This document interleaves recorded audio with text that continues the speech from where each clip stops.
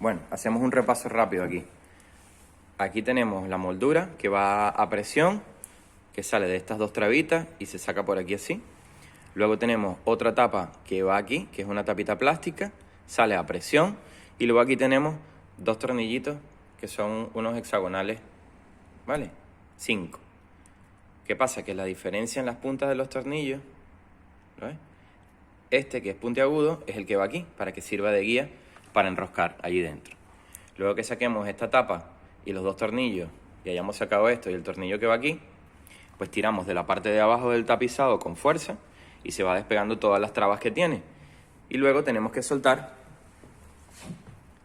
el cable de aquí de la manecilla, ¿vale?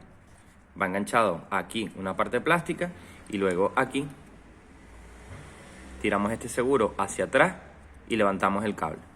Y luego tenemos aquí pues varias trabas que van a presión, que hay que sacar con cuidado para que no se nos rompa.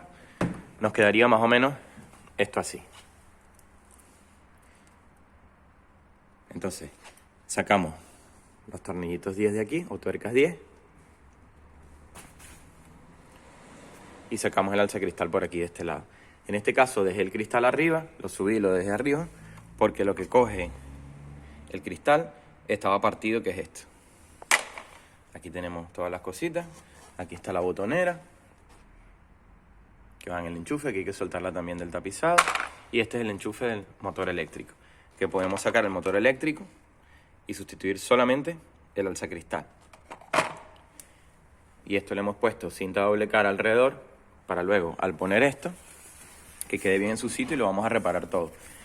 Este aislante hay quien lo quita, pero esto es muy importante porque esto aísla lo que es el alzacristal de todos los elementos, de agua, de tierra, polvo, y protege el alzacristal. Aparte de que es un insonorizante, que te va a aislar del ruido exterior.